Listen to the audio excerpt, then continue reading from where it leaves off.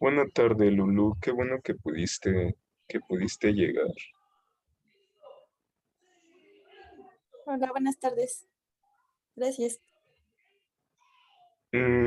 Les estábamos comentando que el día de hoy vamos a trabajar con un cuento de un autor llamado Jean Logan, pero antes de pasar al cuento, quisiéramos encuadrarlo un poco en su contexto y respecto de la línea de trabajo del autor.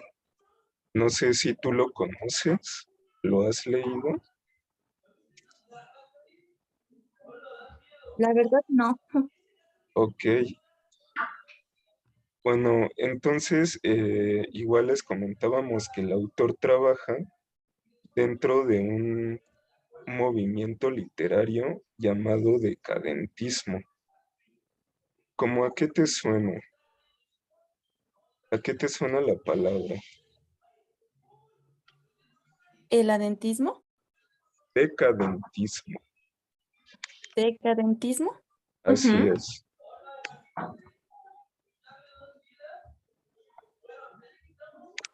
Mm, la verdad es que no había escuchado esa palabra. Es así como que nueva para mí. Ok, Ok. pero sabes, me quedaría con esa parte de la novedad. Creo que también está implicada, tiene bastante lugar aquí. Em, ¿alguien más nos quisiera comentar de qué piensa que va el decadentismo? Ok, entonces, me Disculpa, gusta, bueno, ¿sí? ay, perdón, ya te interrumpí. Bueno, No, es que ahorita adelante. se me viene a la mente algo así como ya de hace mucho tiempo, o sea, como si hablara como de décadas, algo así. Ajá, Decadentismo, o sea, no sé, como que me suena así. La verdad no sé si esté bien. ok. Fíjate que no había pensado en ese sentido de la palabra, pero creo que es muy También, posible, sí, sí. sí, sí. Bueno, si nadie más gusta comentarnos lo que piensa, entonces me gustaría comentarles brevemente de qué va el movimiento. Lo que les voy a platicar está en este libro, en la introducción de este libro.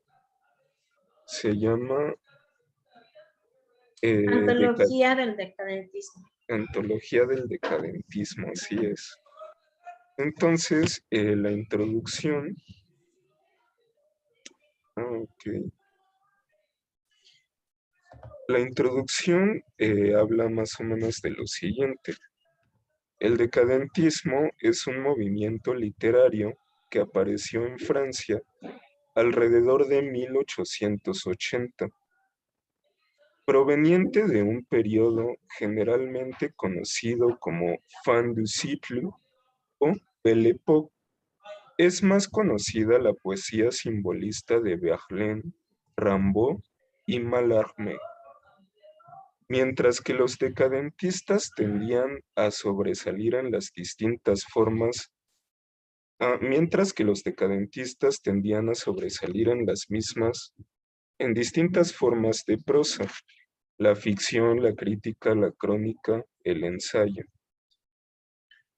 De este modo, el simbolismo pasó a ser la poética representativa del fin de siglo francés, mientras que el decadentismo era entendido como la fase negativa de la nueva poesía. A partir de 1886, su principal medio de publicación fue la revista Le Décadent, dirigida por Anatole Bayou. Sin embargo, ya en 1884, Joris Karl Huysmans había publicado su novela Arrebu, considerada la Biblia decadente. El fin de siglo, el ocaso del romanticismo y la transición hacia la modernidad se unen en el ánimo decadentista, ávido de nuevas formas de creación artística. Sus principales influencias son Baudelaire y el Marqués de Sade, e influenciaron a su vez a los surrealistas. Luego dice Claudio Iglesias, quien es el autor de la introducción, cito: la rehabilitación de la figura del Marqués de Sade como punto cardinal de la creación literaria moderna que caracteriza a buena parte de la producción intelectual francesa ulterior, surge del tronco de la erudición decadente, cuyos representantes más destacados no se limitaron a leer y a comentar a Sade, sino que incluso avanzaron en el establecimiento de sus textos y en un estudio profundo en un momento en que la obra del Divino Marqués estaba oficialmente prohibida. No sorprende de parte de los decadentes el desparpajo por entrar en relaciones con un autor proscrito, ya que buscaban ellos mismos la prohibición de sus obras como un condimento que potenciara su goce. Fin de cita.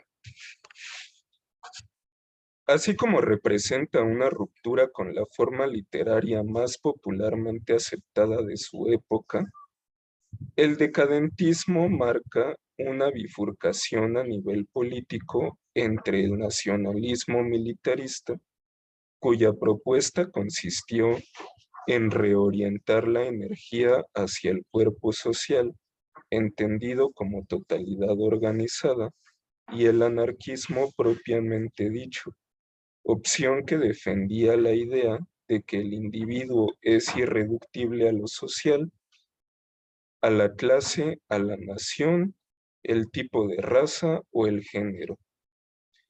El discurso anarquista es uno de los pocos capaces de enfrentar la ofensiva biopolítica que se organiza a partir de estas nociones y que además había estado generando recientemente un aparato institucional psiquiátrico forense de corte carcelario y asilar que se dedicaba a clasificar y a demonizar a criminales maníacos y perversos.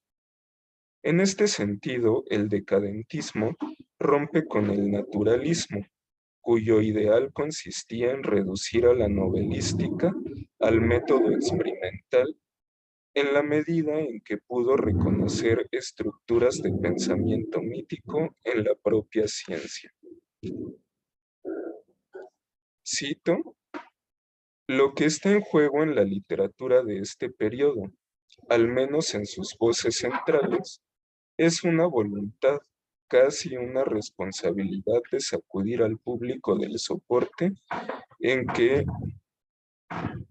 del sopor en que lo envuelven los discursos dominantes, el de la política partidaria, el de la religión, el de la salud. El decadentismo radicaliza este deseo, plasmándolo en un uso muy singular de la intervención polémica y en la semántica del concepto de mistificación, entendido como abuso de la credulidad ajena. Fin de cita. Y con esto termino este breve recuento. De hecho, es brevísimo en comparación a la longitud de la introducción, pero lo que me interesaba rescatar era precisamente los puntos con los que rompe el decadentismo. Parece que esta tradición viene a romper por una parte con la literatura simbolista, que era la dominante en la época, la más aceptada, viene a romper por otra parte con una forma de gobierno optando por una propuesta anarquista y viene a romper también con una institución que recientemente se está formando, que sería la psiquiatría. Los decadentistas parecen no estar de acuerdo con clasificar a las personas en maníacos, perversos, etcétera. Entonces, me gustaría preguntarles, ¿ustedes piensan que la literatura puede tener algún eco a nivel político, alguna repercusión a nivel política? ¿La qué, perdón? La literatura, ¿Podría tener una repercusión a nivel político? ajá, Sí, porque si se cuenta algo que no quiere el gobierno que se cuente, puede tener consecuencias graves. ok. ¿Y qué tal si la literatura sirviera para legitimar los discursos dominantes? ¿Eso sería posible? ¿No es así ya? ¿Por qué? Pues, ¿a qué te refieres con discurso dominante? Ok. Mm, reproducir una tradición, de esa manera lo diría. Continuar con una forma de pensamiento que ya tiene algún tiempo. Ok, entonces reafirmas mi respuesta. Ya la historia, la educación, todo tiene que ver con la literatura. Si no estuviera todo ya escrito, sería mucho más difícil transmitirlo. Ujú, Entonces ya para, como dices tú, para el discurso dominante, ya pasarlo a las futuras generaciones, ujú, se tienen libros y ya en base a los libros es muchísimo más fácil compartir este conocimiento. ok. Entonces la literatura, siento que más que si es o no el método principal, creo que es esencial, o sea, es completamente ineludible. ¿Y cómo podría entonces la literatura romper con una tradición? ¿Cómo podría cumplir la función contraria de venir a romper con una tradición en lugar de reproducirla?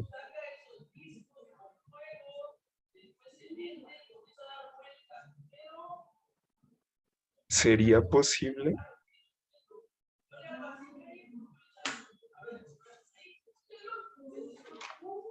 No creo que no creo que en lo contemporáneo, o sea, no creo que en una época en la que nos manejamos o sea, en un mundo tan globalizado, tan conectado, no creo que la literatura fuera la arma principal para lograr derrocar a una ideología. O sea, ¿a qué me refiero? Para que pudiéramos a través de la literatura romper con un paradigma, mucha gente tendría que haber leído este paradigma y compartir opiniones. Me parecería mucho más fácil compartir un TikTok o hacer un video en Instagram o en Facebook hablando de cómo, de por qué este paradigma no está funcionando o de cómo sí funcionaría. ¿Me explico? Claro, sí, sí. Por ahí alguna vez escuché que de quererlo así, los medios de comunicación podrían tumbar un gobierno en 3 días. Claro. Pero la literatura juega, o crees que jugaría algo en importancia en buscar un cambio de paradigmas. Pues sería al mismo tiempo, como te decía, tendría que ver con la historia y con cómo se ha transmitido a lo largo de los años el conocimiento. Sí, no sería la forma principal de romper con el paradigma, pero sí sería la forma de hacerlo perdurable. O sea, digamos que yo me invento el patrixismo. Ok. Que va a romper, que no sé, en este caso no sé cuál es tu intención de la pregunta, pero que va a romper con este paradigma del que me estás hablando, ¿no? Ujú. Entonces, el patrixismo yo lo hago, o yo lo esparzo a través del internet, pero si el patrixismo pega, convendría hacer libros, convendría hacer teorías, convendría hacer otras cosas escritas para que este conocimiento se transmitiera a más personas y se hiciera algo más formal, algo histórico, digamos. Ok. Porque definitivamente aún no conocemos la perdurabilidad de Internet. Yo no Ajá. sé qué tan confiable es la nube. Ujú. Yo sé que un libro, si lo tengo en mis manos, va a estar en mis manos hasta que lo deje de poseer. Ujú. Pero la nube, Internet y todo lo que no es tangible, no lo sé. Ujú. Ok. Sí, sí, es que de pronto, si tratamos de pensar a la literatura en una clave política, parece más tener la función de una propaganda, ¿no? Pero es que en ese sentido se vuelve algo útil. ¿Por qué algo útil? Sí, sí, pues tiene un propósito. Se pretende que sirva para algo. Yo creo que, por ejemplo, en aquel entonces, esta corriente como, pues sí, surgió como a manera de rebelión contra todo lo que estaba en ese momento, ¿no? Contra la moral burguesa, contra todo eso. Ujú. Incluso así como por el estilo que se maneja al escribir, es como un estilo de burla, como de... Sí, es muy agradable. Podría ser, incluso podría ser alguna especie de exageración o de sátira. Ajá, exacto, sí. Y todo iba como muy encaminado también a mucha elegancia, mucho lujo, ¿no? Claro, sí, sí. Pero bueno, ¿qué tal si pasamos ahora sí al texto para no dejar como volando estas palabras, ir directamente al ejemplo? Para que más o menos vean de lo que les estamos hablando y por qué se los estamos diciendo. Ajá. Ok, Os, ¿tú compartes? ¿Quieres que yo compa?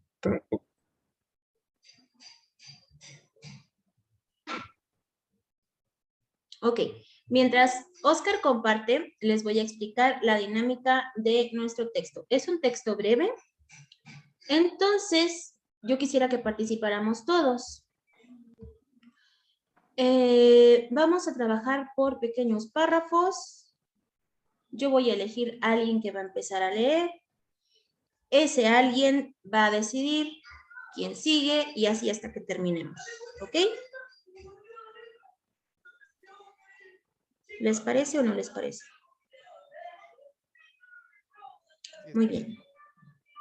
Ok, nuestro cuento se llama El amante de las tuberculosas y lo va a iniciar Patrick.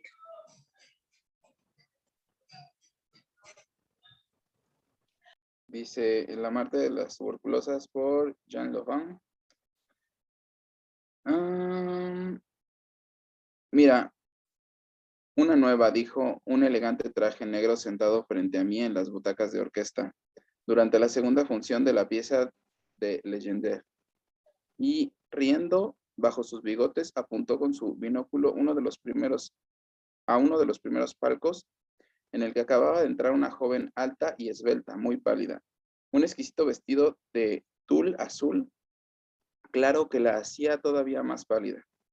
Fue en medio del segundo acto, el que transcurre en la capilla, cuando el señor Claudio, con el ceño contraído y la mano sobre la empuñadura de su espada, arroja invectivas a Leonato y a la cándida Ero, en un famoso apóstrofe shakespeariano. Quédate con tu hija, es demasiado costosa. Pueden... gracias. Por más capturada que estuviera la concurrencia por lo dramático de la escena y por los brillos tornasolados del vestuario de Roybet, contrastado con las magníficas acuarelas de Siem que Forel había utilizado como decorado, todos los ojos, todos los lentes apuntaron hacia el señalado palco y la frágil criatura de palidez espectral ya acodaba sobre el terciopelo rojo la barandilla, reflejó las miradas de hombres y mujeres de pronto fijas en ella. De su rostro desgarbado, en forma de óvalo, la expresión lánguida y acongojada. Eran particularmente perturbadores los ojos grandes, de un color ultramarino casi negro, dolorosamente ardientes en sus ojeras azuladas y mortecinas teñidas de nácar. La fina nariz vibraba y jadeaba como en una atmósfera enrarecida, insuficiente para respirar. Con el abanico de plumas contra el pecho, chato como una tabla, la mujer mordía cada tanto la carne llameante y purpurina de sus labios, hasta hacerlos sangrar con la punta de sus dientes, chispas de esmalte recortadas sobre la boca escarlata. Hasta ahí, Patrick. ¿Quién sigue? Escoge a alguien. Lulú. Ok. A su lado se sentó un hombre alto, robusto, de buen porte, en todo el vigor de su edad, muy correcto con el largo cordón de sus lentes en maure negro, atravesándole de lado a lado el chaleco de noche blanco. Atuendo de clubman, harto de los preceptos de elegancia del duque de Sagán, se inclinaba sobre la endeble mujer de tez nívea y le hablaba al oído y le ofrecía una caja forrada en seda con violetas acarameladas de Parma, que ella picoteaba con agobio, sonriendo a medias. No va a durarle mucho, se burlaba. Frente a mí, el vecino del elegante de traje negro, no le quedan ni 2 meses de vida. Esta mujercita sufre sofocaciones y probablemente escupe sangre a raudales. Debe ser brava de medianoche a las 2 de la mañana, cuando la invaden los accesos de fiebre. Hermosísima, por otra parte, aunque un poco magra, para mi gusto, había tomado los lentes de su amigo y los había clavado en el palco. Detallaba cada crispación del vestido azul claro y cada galantería del chaleco blanco. Bizarro gusto, continuaba el mirón, el de mar esqueletos de mujer y estar abonado a las pompas fúnebres del amor. A este, bueno de Fauras, yo solamente lo veo acompañado por Venus de cementerio y con una distinta cada vez. ¿Cuántas mujeres han despachado ya? Hasta ahí, Lulu. Muchas gracias. ¿Quién continúa?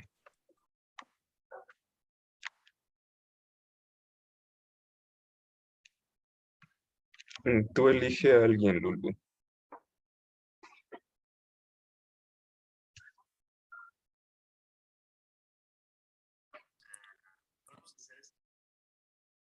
¿Ivonne?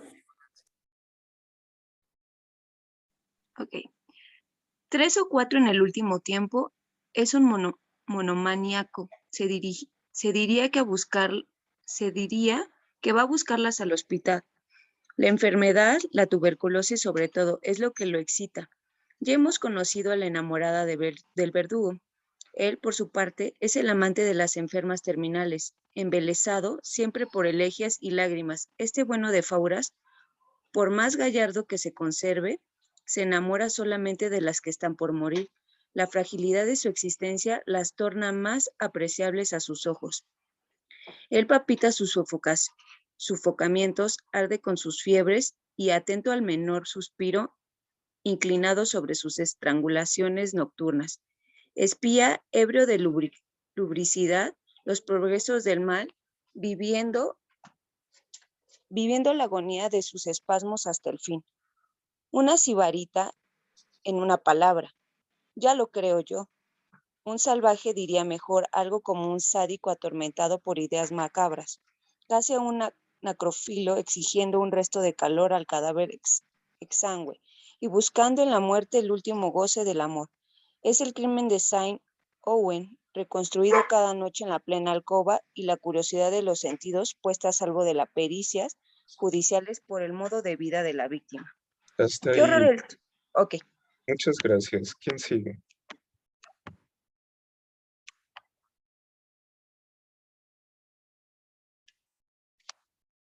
Tú escoge a alguien, Ivonne, por favor.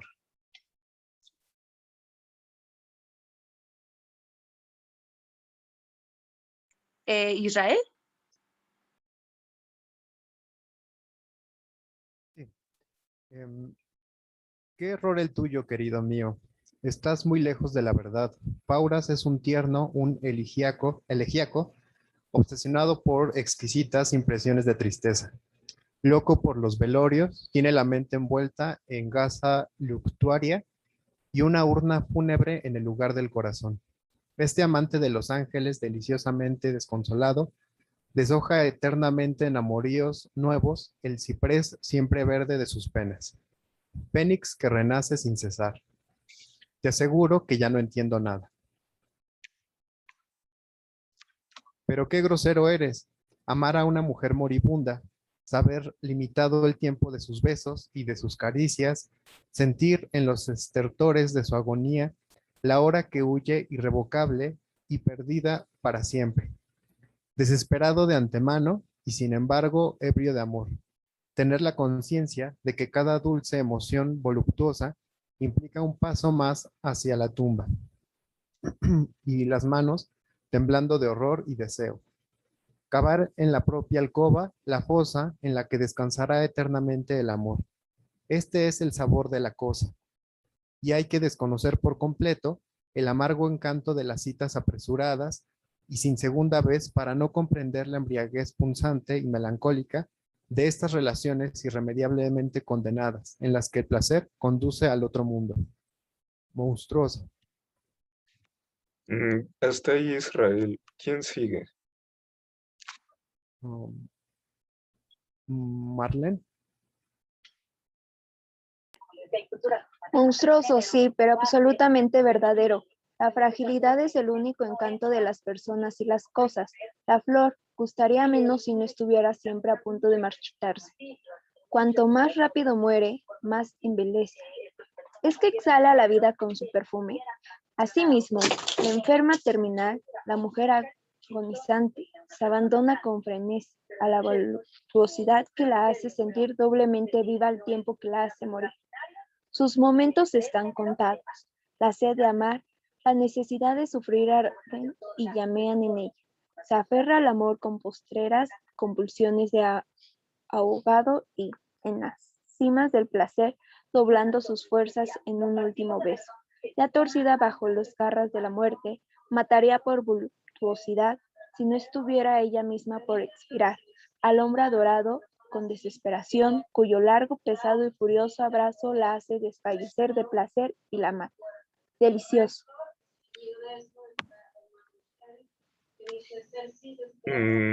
¿Quieres elegir a alguien más, Marlene?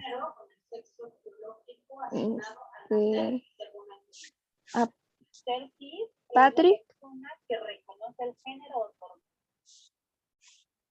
¿Yo ya pasé? ¿Falta alguien? Pues eso me quedé pensando. Creo que falto yo. Falta Jesús y falto yo. Falta Jesús y Alondra. Perfecto, van. Sí. Sí, delicioso es el amor de las tuberculosas, y hay todavía una ventaja. Fauras evita el tedio de las despedidas propias de cualquier don Juan, cuyos enredos sentimentales vencen a término. Las escenas de ruptura a menudo penosas y siempre desagradables, los títulos de renta, y en el colmo, la porquería repulsiva del fin del contrato de alquiler. Práctico y delicado, Fauras no conoce el asco previsible de los amores duraderos, la saciedad sombría y pegajosa de los idilios crónicos y de los romances rancios. Muy de otro modo, sus aventuras se desarrollan sobre la tela blanca con bordados de plata del féretro de una jovencita cubierto de violetas y rosas, bajo la tenue luz de los cirios, bajo el canto liminar del órgano y el epitalamio. Así muere la mujer, como Ofelia, Fauras, Hamlet moderno. Sigue el cortejo fúnebre de su amor, y si su corazón sufre algún dolor, su pena se inscribe al menos en un bello marco de flores, incienso, música y salmos, en el decorado perturbador de la apoteosis, dolor de artista, en una palabra, pero de artista práctico y hombre de negocios, pues tiene el otro mundo por notario y consejero, y ha encargado al guardián del cementerio de Montmartre la liquidación de sus sentimientos. Más aún, él llora a su amada con lágrimas verdaderas. Una vez enterrada, adora su tumba con la flor que ella prefería. Hace bonitos adornos de jardinería sobre el santo sepulcro, enterneciendo incluso a los parientes del difunto de al lado, y su vida, embellecida por imágenes adoradas y ligeros fantasmas de mujeres, transcurre entre la querida de ayer y la de mañana. Vida embalsamada de... ya no alcanzo a leer. Sí. Vida embalsamada de nostalgias vagas, temblando de ecos escalofriantes, palpitando esperanzas, matizada de recuerdos imborrables. Ahora sí, Alondra, por favor, termina. Un monstruo, un miserable, un gran hedonista y un verdadero sabio, señor mío, pues ha sabido introducir la muerte en las operaciones amorosas de su vida. Ha sabido dar cuerpo a sus sueños al idealizar ese gran fastidio, el recuerdo. Es nuestro maestro, mi amigo, quiéralo usted o no, ya que es el único hombre que llora sinceramente a sus amantes, el único que sabe hoy en día saborear la nostalgia, filtro y veneno del que murieran otrora los amantes de leyenda, y del que viven hoy los últimos extraviados de amor en este siglo de descreimiento y lucro, en el que solo se muere de tisis, en el que solo matan los tubérculos pulmonares. Eso es. Muchas gracias. ¿Qué opinan? ¿Les gustó el cuento? ¿No les gustó? ¿Qué les ¿Qué hace les pareció? ¿Qué les hace pensar?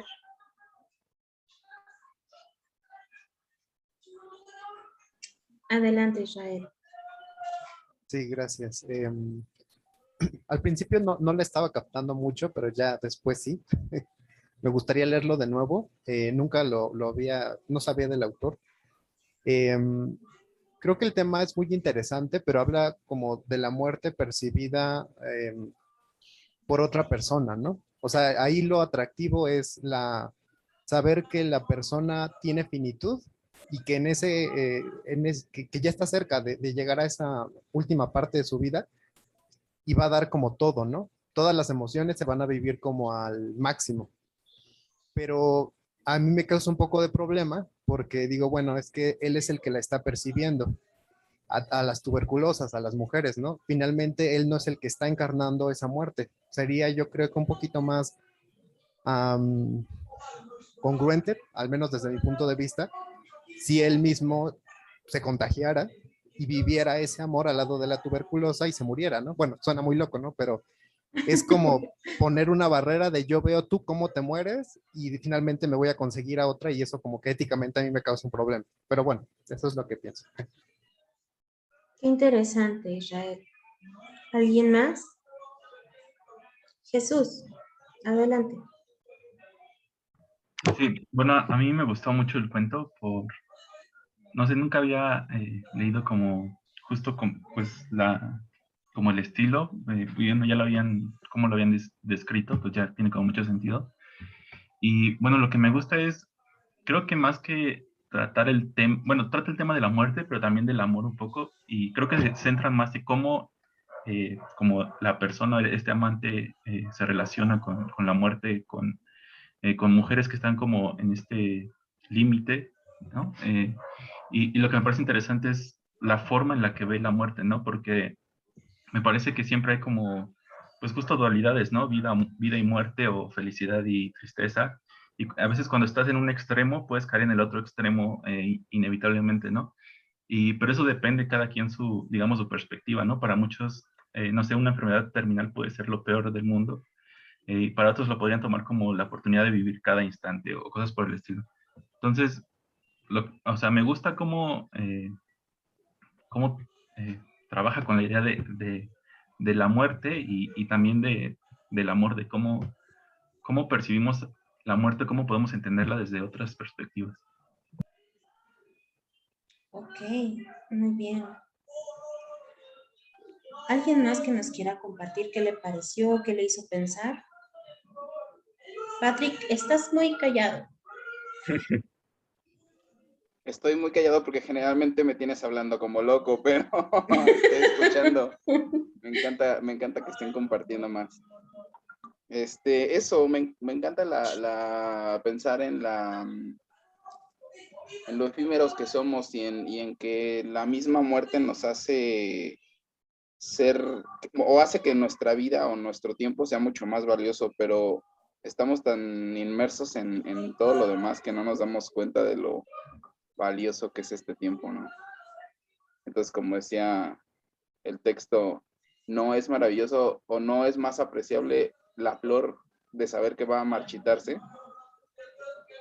Y sería increíble que todos viviéramos como si fuera el último día, ¿no? Entonces, esto que mencionas tú y lo que mencionó Israel en un inicio, me hace preguntarme si entonces hay cierta belleza en la finitud. Yo creo que mucha, ¿no? ¿Por qué? Pues eso, o sea, imaginemos, como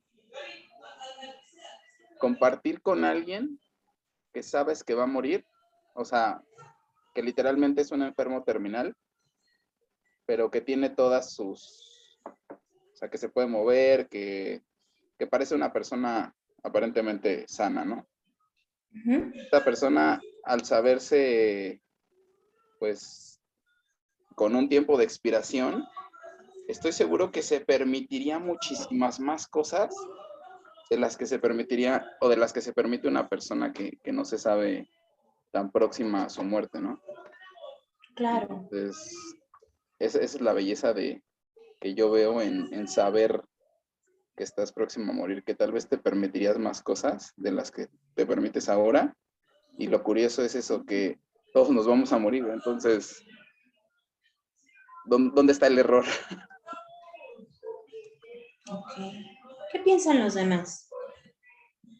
Bueno, respondiendo un poco a tu pregunta de si hay belleza en la finitud, a mí me parece que, pues sí, porque al final del día es esta parte complementaria en la cual puedes vivir intensamente y que creo, espero no equivocarme, que es como deberíamos de vivir todos los días.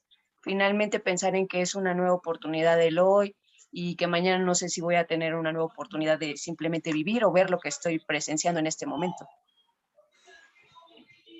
Ok. Muchas gracias. Qué interesante eso.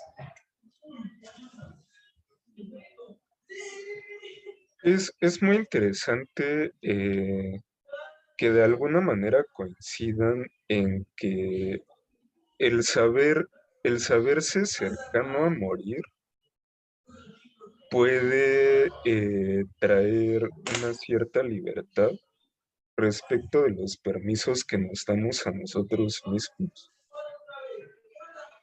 Me gustaría, bueno, me quedo pensando, en ese sentido, ¿siempre es la muerte algo malo?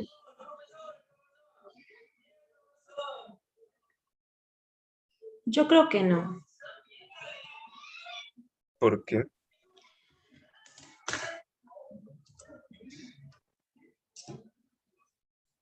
¿Algo malo para quien muere o algo malo para quien ve morir? ¿O algo malo simplemente? Porque ¿Desde cuál? podríamos decir que para quien muere,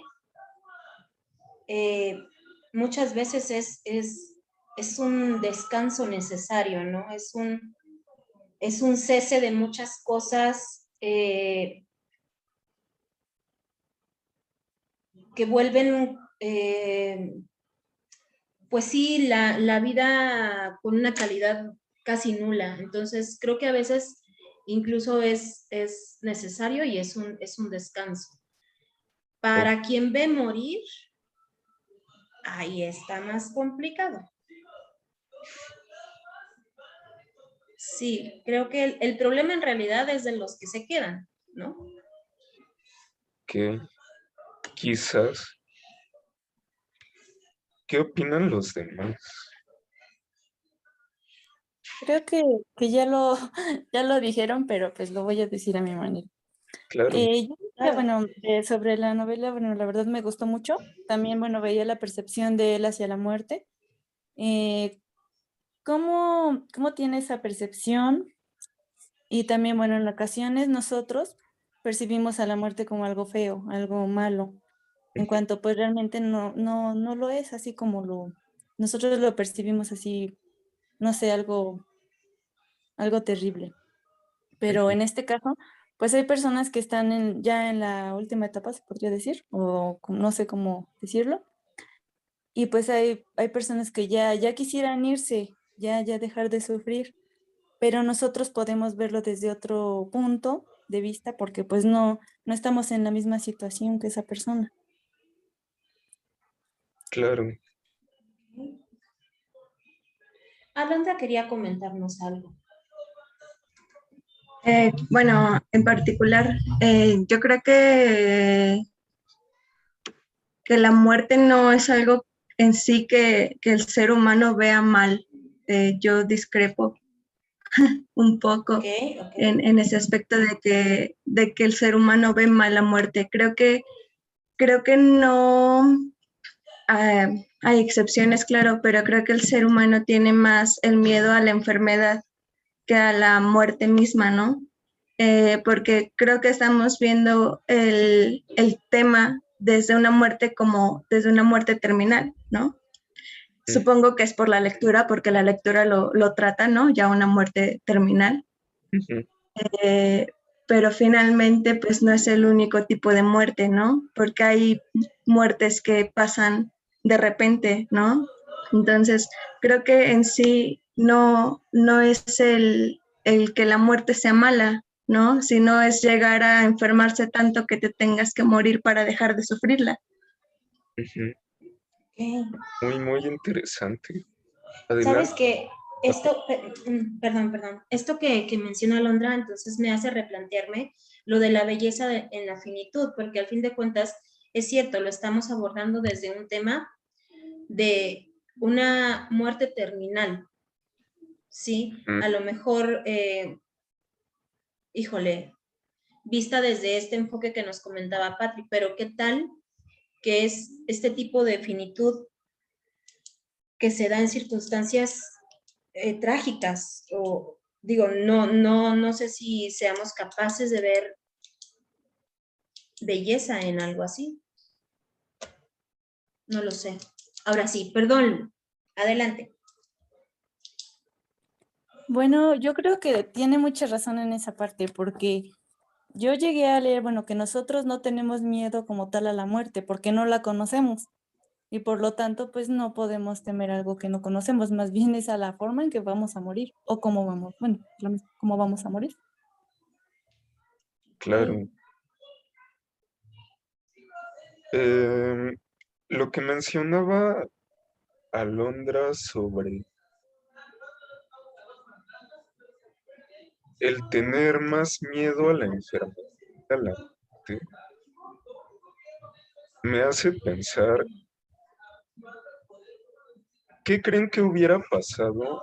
¿Qué creen que pasara si una de las tuberculosas llegara a sanar? ¿Fauras la seguiría amando?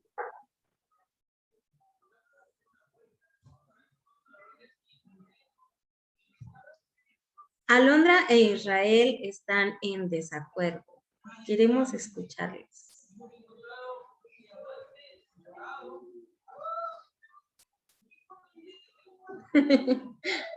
Adelante. Pues, no sé, quizás es que ahí le quitaría como o sea, desde su perspectiva, la tuberculosa como que vive todo como al máximo porque ya se va a morir. Entonces, si ya no tiene la presión de que se va a morir, entonces las cosas se volverían un poco tediosas para él. Bueno, desde la lógica del cuento, ¿no? Entonces, como que ahí ya perdería como... Además, yo creo que el hecho de que la tuberculosa viva como que le haría comprometerse a él de más, ¿no? O sea, vivir lo demás y lo cotidiano, lo que es lo aburrido, lo que se vive a veces en una relación de pareja, que finalmente él está como idealizando y pues no lo vive, ¿no? No sé. A ver, Alondra, ¿qué piensa? Muchas gracias, Israel. Alondra. Bueno, yo no sé si percibí la lectura de manera burlesca, incluso hacia la muerte misma. Todos dicen como que es como lo bello, ¿no? Yo al contrario, pensé que era como la forma de burlarse incluso de la muerte, ¿no? Porque ya, pues ya estás en un estado terminal, ¿no? Entonces ya sabes que te vas a morir, ya no le tienes miedo finalmente, ¿no? Respondiendo como a la pregunta, yo creo que, pues no, yo creo que hubiera dejado la tuberculosa, porque como dice Israel, ¿no? Se pierde, malamente dicho, lo emocionante, ¿no? Esa parte de decir, ya se va a morir, ¿no? Y le voy a dar amor mientras se muere, ¿no? Y voy a quererla mientras se muere y voy a verla en sus últimos días, en su última etapa, pero luego se sana y dices, ya no quiero esto, ¿no? Ya no quiero, ya pierde lo bello incluso en esta parte, ¿no? Pierde lo burlesco, ya no se está burlando de la muerte al decir la muerte es fea, ¿no? Al contrario, creo que pasa lo contrario en ese aspecto. Me llamó mucho la atención lo que decías, se pierde lo emocionante. ¿Y qué hay de lo emocional? ¿Se pierde también lo emocional?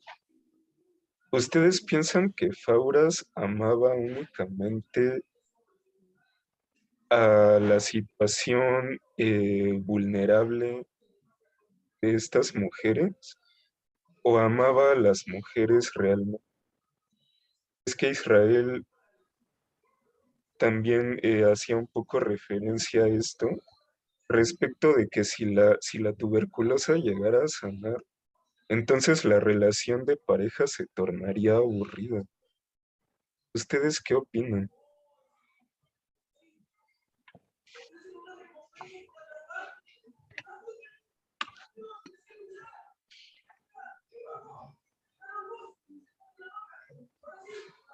Tocas un tema delicado, ya hemos hablado mucho en el taller anterior al respecto del amor, pero yo te preguntaría, ¿será que alguien que realmente ama quiere ver a su amada morir? Probablemente no, pero es interesante el modo en que Fauras sufre la muerte de sus amantes. ¿Es pregunta? No es afirmación, Esa afirmación. ¿Y cómo lo sabes? porque lo menciona el texto. En el texto, ajá. Okay. Dice que las llora de tal modo que conmueve a los familiares del Familiares. viejito de al lado. Ok.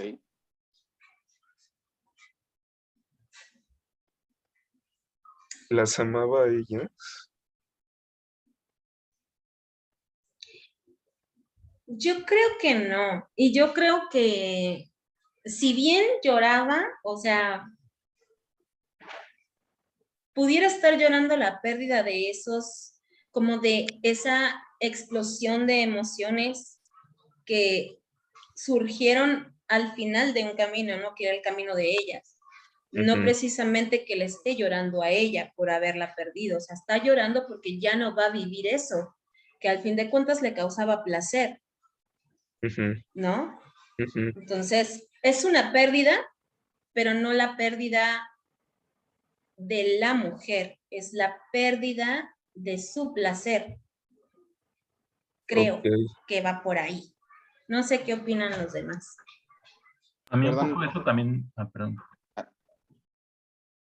Bueno, a mí un poco eso también me hace pensar que no solo estaba como enamorado de toda esta fugosidad, ¿sí se dice fugosidad? Bueno, este pequeño lapso de amor que tenía con las personas, me parece que también disfruta como este duelo, esta pérdida, ¿no? Porque, o sea, constantemente está volviendo a buscar otra chica para volver a repetir el proceso, ¿no? Y, o sea, el hecho de que las ama intensamente también implica que las o va a sufrir intensamente por su pérdida, pero ese sufrimiento también pareciera que lo goza porque sigue repitiendo el círculo, ¿no? Eso se me hace interesante. Justo ese era el comentario que iba a hacer.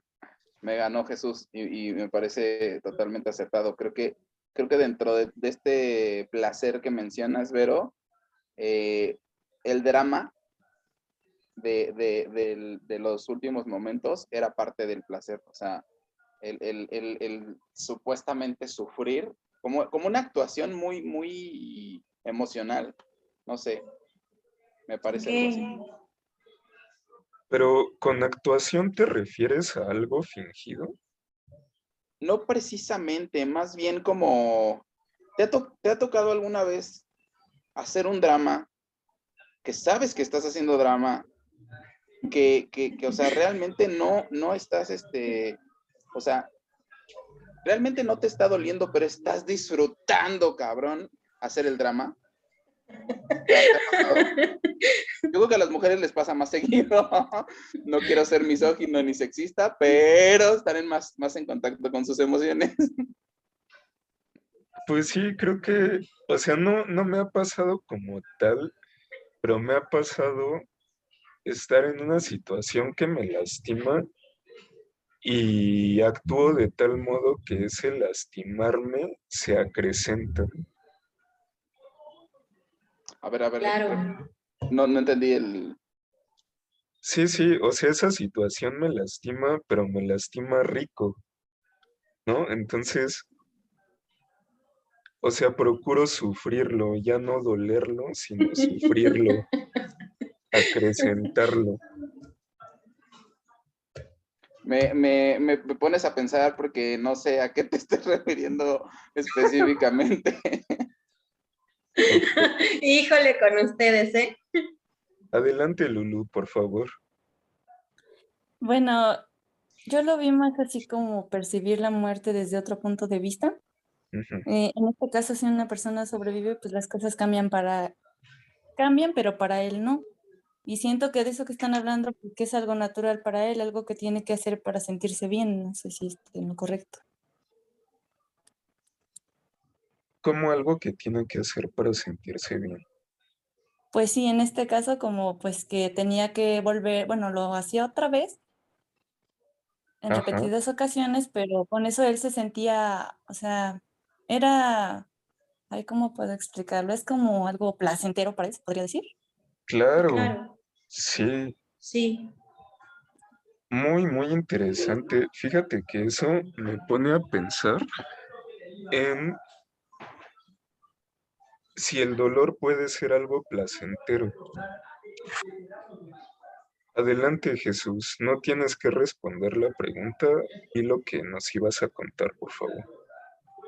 Y a mí, ahorita con todo esto, como que me gustaría un poco entrar o abrir otra línea de discusión Ok. que enlace mucho con lo que dijiste al principio, ¿no? Que este movimiento también iba en contra digamos, de estos estándares que los psiquiatras impusieron como a la norma social, cómo te debes de comportar. Entonces, a mí me gustaría saber cómo consideran como el comportamiento de Fausto, ¿no? ¿Lo categorizarían como alguien enfermo o como algo natural? Porque siento que muchas veces en nuestra sociedad, o bueno, por lo menos en lo que marca la historia, tendemos a rechazar lo diferente de manera tajante. Entonces, no sé, me gustaría como explorar, digamos, las valoraciones, a lo mejor éticas, de si está bien o mal en torno a ese tipo de comportamiento. Ok, yo tengo una respuesta, pero me gustaría escucharlos a ustedes primero si quieren continuar con la línea de pensamiento que nos propone Jesús. Adelante, Israel. Sí, bueno, es interesante lo que pregunta Jesús, pero sigo pensando la respuesta, pero vuelvo un poco a lo que habías preguntado, nada más para cerrar, no se me vaya la idea. Creo que el autor, bueno, el personaje principal está más enamorado de la situación. Estas pistas nos los da el propio cuento, ¿no? O sea, no nos está hablando de que las tuberculosas tengan nombre o de sus características, de sus historias.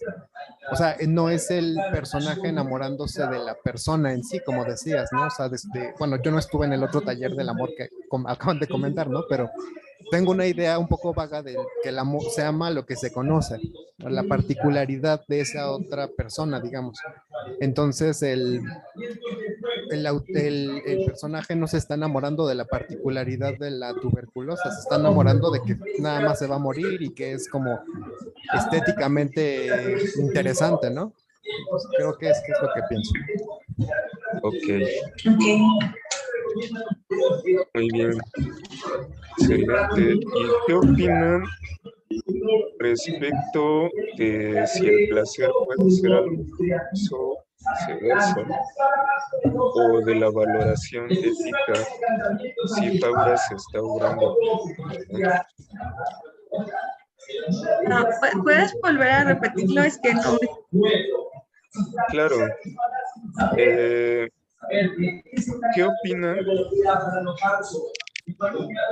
Dice Israel que no se escucha. ¿Me escucha? Sí, mucho ruido de fondo. Si no se alcanza. Sí, Hay como alguien. mucho ruido. Ay, es Vero, híjole. Bueno. Está lloviendo, empezó a llover.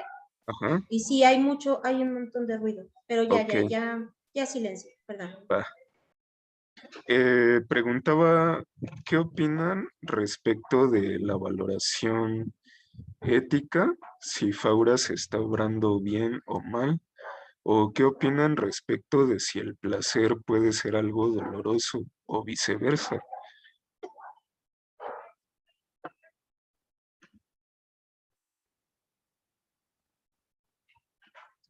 Creo que estás hablando, Alondra. ¿No tienes apagado tu micrófono? ¿Era hacia nosotros? Sí, es que solo no me queda clara la pregunta. ¿Cuál? ¿Las dos? Sí, es que, o sea, les estoy planteando dos preguntas porque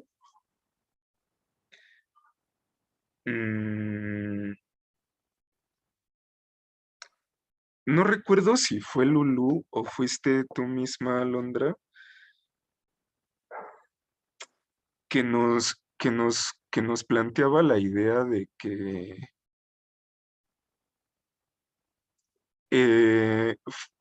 fue Lulú, ya me acordé, que nos planteaba la idea de que Fauras necesita reproducir la situación, el hecho de enamorarse de una enferma terminal y verla morir, porque eso le resulta placentero. Entonces yo les preguntaba a partir de esa idea si el dolor puede ser algo placentero o viceversa, el placer algo doloroso. Y luego tomó la palabra Jesús, quien nos proponía una línea de pensamiento diferente sobre una posible valoración ética del comportamiento de Fauras, si él obra bien u obra mal.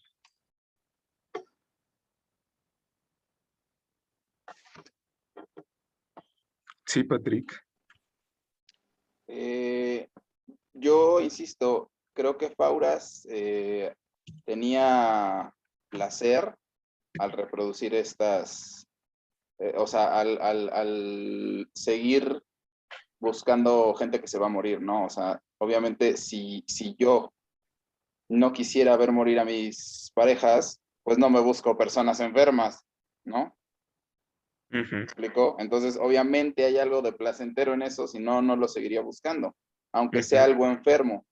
Y justo me lleva a la línea de pensamiento que mencionó Jesús y eso me pareció muy interesante. Ya lo habíamos platicado también antes, que la percepción y la interpretación de los seres humanos es lo que rige su sentido de vida, ¿no? Entonces, en este sentido, si hay una patología, ya sea un psicópata o lo que le quieras, la enfermedad, no sé, un hedonista, un egoísta, lo que tú quieras, Ujú,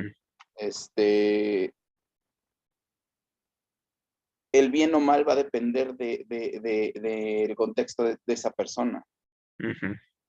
o va a depender de la sociedad que pone bien o mal, ¿no? O sea, que tiene reglas y que entonces si lastimas mal, pues sí, pero si lastimas y a la otra persona le gusta, entonces sigue estando mal. Ok, ok, entonces, o sea, en este caso, la psiquiatría es más conocida que el decadentismo y de alguna manera tiene más influencia en la sociedad. En ese sentido, y de acuerdo a lo que dices, podríamos inferir que tú piensas que está mal, porque así lo dicta la sociedad. No, para nada. Para mí lo que ya te lo había yo tratado de explicar antes, pero para mí hay tres formas de ver la vida. A Ujú, través de la sociedad, a ujú, través de mi interpretación y lo que ajá, realmente es. ajá, Entonces, la interpretación de la sociedad es funcional.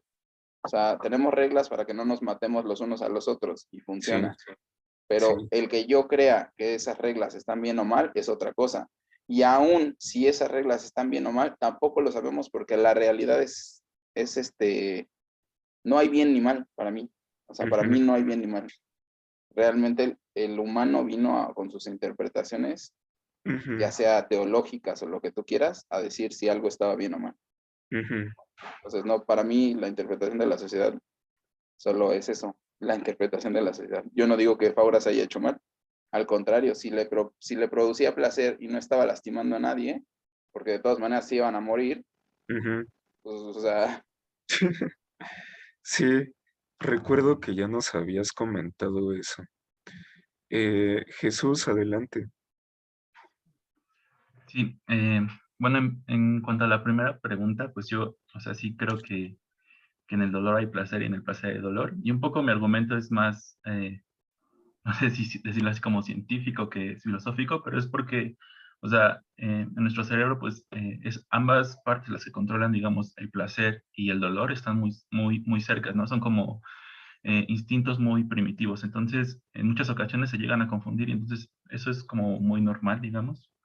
Y Ujú, luego, en cuanto a la parte ética, pues a mí también me parece que pues es un problemón, ¿no? Por eso es toda una línea de investigación en la filosofía, de establecer qué está bien y mal, porque realmente como yo igual considero que el bien y el mal no existen como tal en la naturaleza, ¿no? Es como algo, no sé si decirlo como metafísico, que el humano inserta en la realidad. ujú, Eh, y justo hay estos dos registros, ¿no? Eh, mi, eh, yo lo vi, no estoy muy seguro, ¿no? Ustedes deben saber más a lo mejor, pero es como la diferencia entre moral y ética. A veces se diferencia como la moral es esa brújula interna de qué está bien y qué está mal mía, y la ética, digamos que funciona en un registro social, ¿no? Y muchas veces se contrapone esa brújula con lo que dicta la sociedad, ¿no? En este caso, pues es como un ejemplo muy claro, ¿no?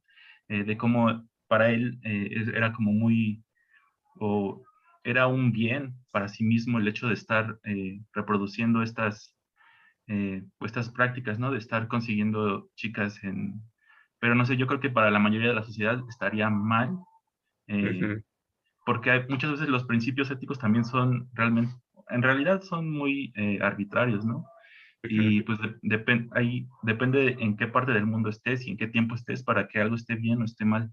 Ujú. Y en cuanto a lo de la psiquiatría, pues sí, también siento que juega un papel muy, muy importante también. A veces, por ejemplo, a mí algo que me parece como muy extraño es que, por ejemplo, en estos manuales o sea, hay manuales de psiquiatría, hasta hace no sé cuántos años la homosexualidad era considerada una enfermedad, ¿no? Entonces ahí Sí, dices, ¿qué onda, no? Todo va cambiando y todo tiene como, no sé, es muy raro. Y ya esto. muy bien. Bueno, ahora sí me gustaría contestar a la pregunta que planteabas, Jesús, y aprovechar para ir cerrando porque nos quedan 10 minutos. Fíjate o fíjense que no me aventuro a decir su comportamiento es bueno o es malo, no me atrevo, pero sí me atrevo a decir que es un comportamiento sádico.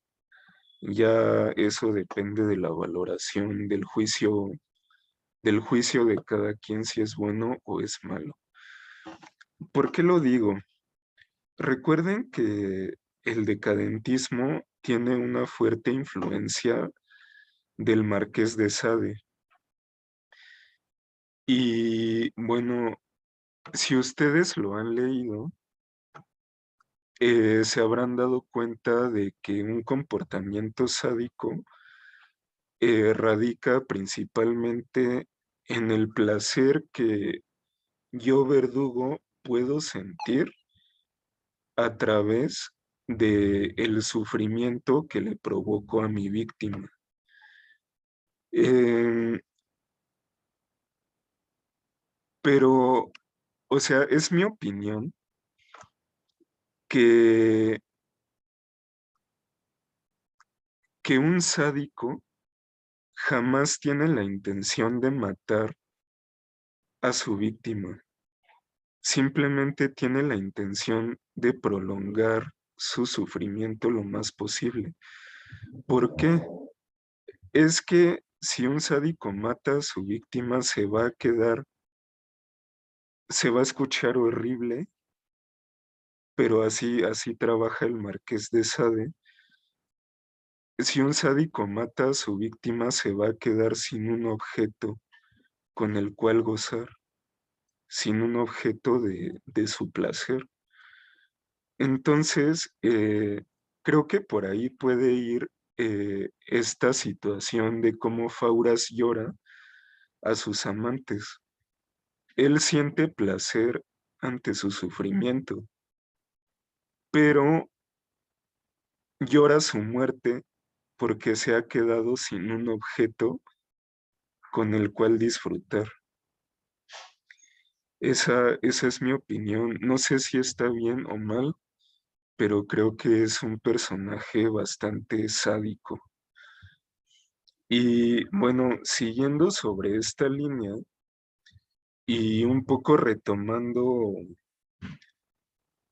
o continuando sobre la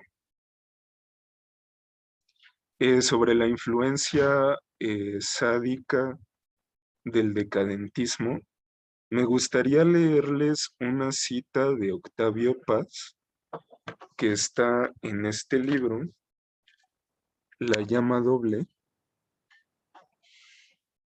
que habla precisamente sobre, en el texto especifica que ellas sufren, pues sí, o sea, es que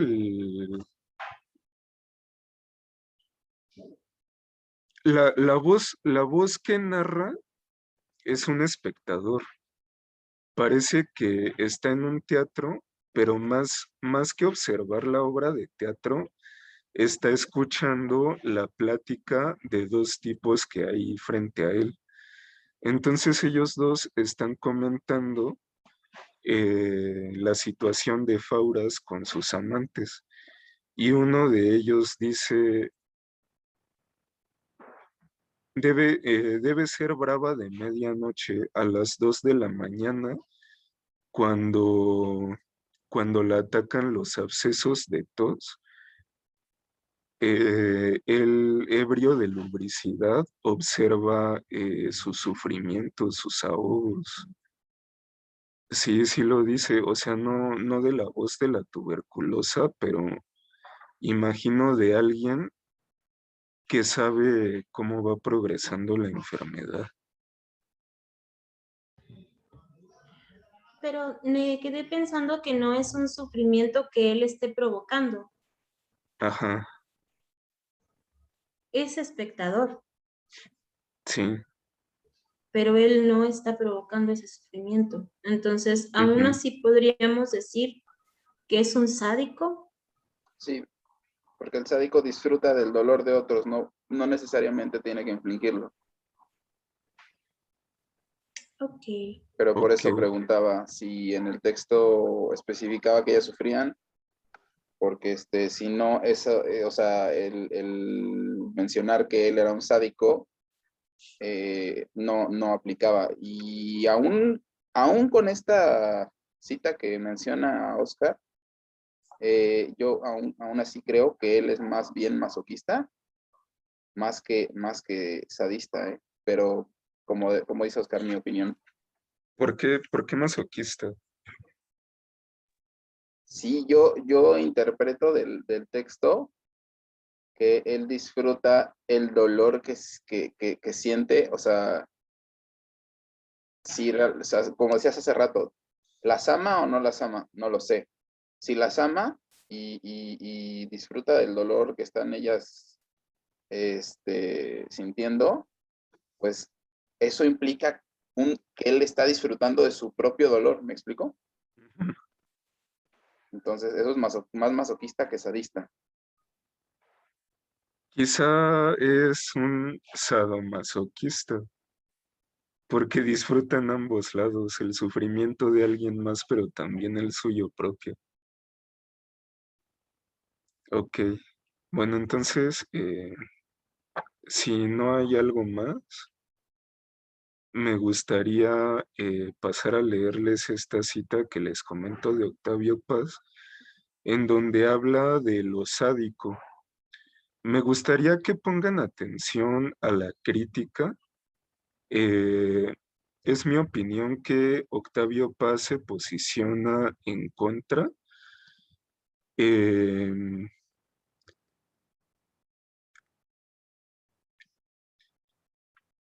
pero por favor juzguenlo ustedes. A lo mejor ya no nos da tiempo de comentarlo en esta, pero regálenme quizás 7:35 para poder terminar de leer la cita porque es un poco larga. Dice Octavio Paz, el libertinaje, por una parte, como expresión del deseo y de la imaginación exasperada, es inmemorial. Por otra parte, como reflexión y como filosofía explícita, es relativamente moderno. En el siglo XVIII, el libertino fue el intelectual crítico de la religión, las leyes y las costumbres.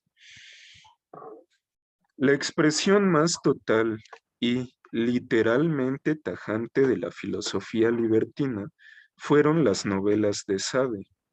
En ellas se denuncia la religión con no menos furia que el alma y el amor.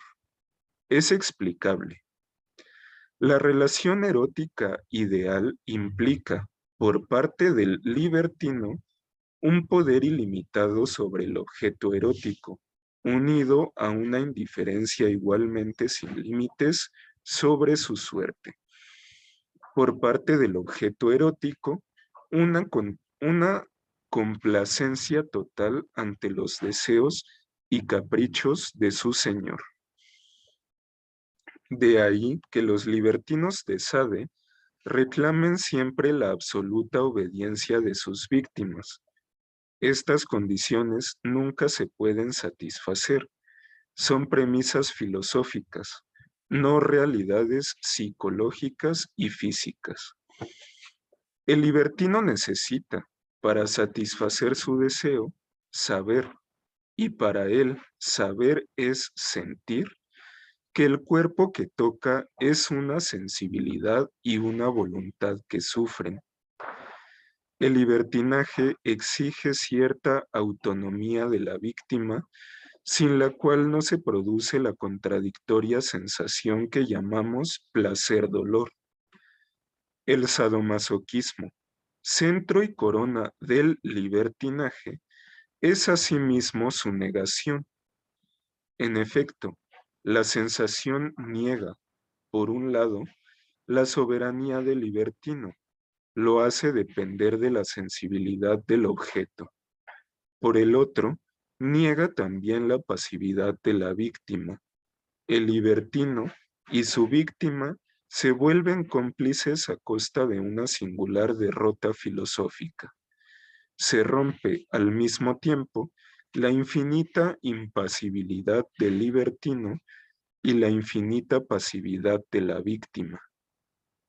El libertinaje, filosofía de la sensación, postula como fin una imposible insensibilidad, la ataraxia de los antiguos. El libertinaje es contradictorio, busca simultáneamente la destrucción del otro y su resurrección. El castigo es que el otro no resucita como cuerpo, sino como sombra. Todo lo que ve y toca el libertino pierde realidad. Su realidad depende de la de su víctima.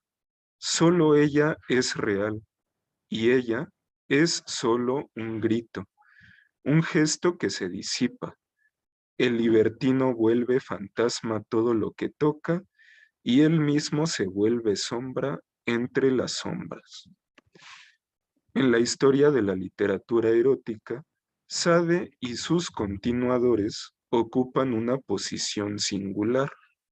A pesar de la rabiosa alegría con que acumulan sus lóbregas negaciones, son descendientes de Platón, que exaltó siempre al ser con S mayúscula. Descendientes luciferinos, hijos de la luz caída, la luz negra. Para la tradición filosófica, Eros es una divinidad que comunica la oscuridad con la luz, la materia con el espíritu, el sexo con la idea, el aquí con el allá. Por estos filósofos habla la luz negra, que es la mitad del erotismo, media filosofía. Para encontrar visiones más completas, hay que acudir no solo a los filósofos, sino a los poetas y a los novelistas. Reflexionar sobre Eros y sus poderes no es lo mismo que expresarlo. Esto último es el don del artista y del poeta. Fin de cita. No sé si para cerrar alguien nos quisiera comentar brevemente quizás su opinión sobre esta última cita o su opinión sobre la sesión en general, algo que se lleven, ¿qué les pareció?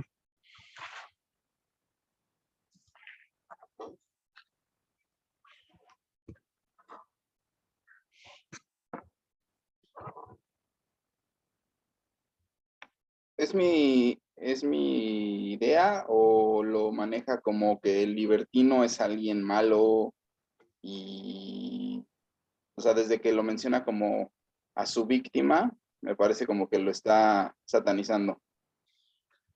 Pues no necesariamente alguien malo, pero creo que está tratando de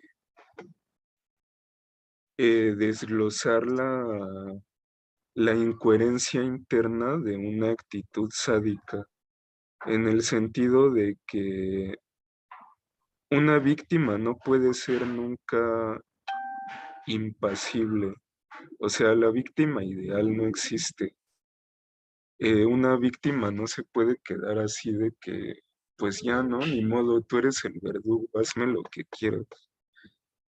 Y lo mismo el verdugo tiene que salir manchado, ¿no? Igual esta contradicción en el sentido de que si yo libertino gozo con el sufrimiento de alguien más, entonces le necesito. No me puedo deshacer de mi víctima, no la puedo matar. Y, o sea, describe al sadismo como una media filosofía en el sentido de que se fija en la sensación, se fija en el placer-dolor que se puede percibir a través del cuerpo. Pero, ¿y en dónde está la emoción? Parece criticar el hecho de que en el sadismo no hay amor. El sadismo no expresa amor, simplemente pretende ser un pensamiento racional, pretende ser total y completa frialdad frente al sentimiento y quedarse con la pura sensación. Pero vaya, hay algo mal en eso, hay alguna contradicción en eso, así yo lo entiendo. Hay muchas cosas que parecen implícitas en ese texto que no me hacen sentido. Y no sé, habría que desglosar un poco más ese texto, pienso yo. Pero no, Sí. no necesariamente, por ejemplo, una de las cosas que venían implícitas es, no necesariamente el sádico es libertino, ni el libertino es sádico. Ok, sí, otros tipos de libertinaje maneja al principio. Y no necesariamente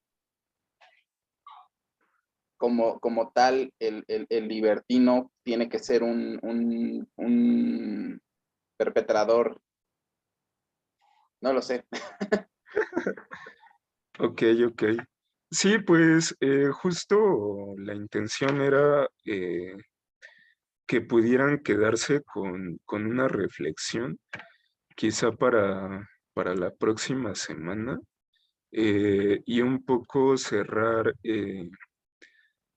con esta línea de pensamiento respecto de la influencia de la obra del Marqués de Sade en el decadentismo. O sea, un poco tratar de voltear la tortilla, no tanto hablar desde el sadismo decadentismo, sino ofrecer una crítica para no, pues igual no casarnos con los autores, con la idea, con el movimiento literario.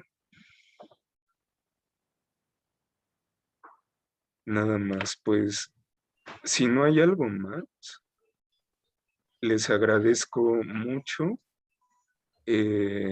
De corazón me da mucho gusto que se hayan podido unir. Por ahí,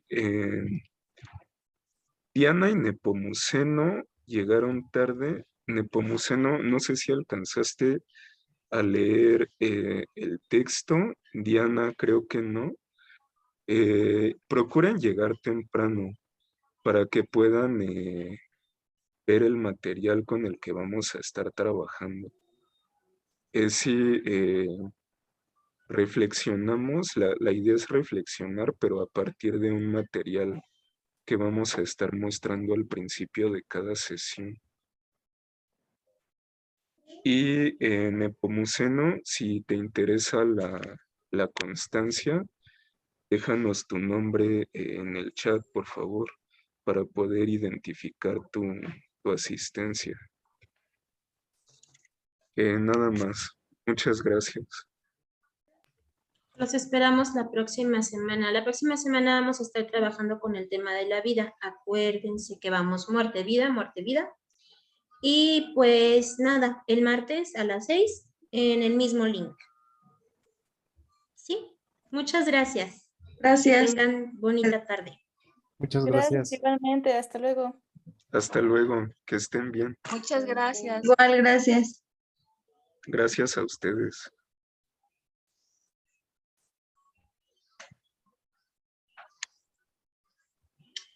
¿Qué pasa, Patrick? ¿Qué onda, chicuelos? ¿Qué ondita? Oigan, a ver, quiero así nada más por saber de qué va o cómo está el asunto. ¿De qué? Ok, ¿de qué va qué? El taller. O sea, supongo que esta es una tarea que les dejaron en la escuela, ¿no? No, no, empezó así en el taller pasado. Teníamos que cubrir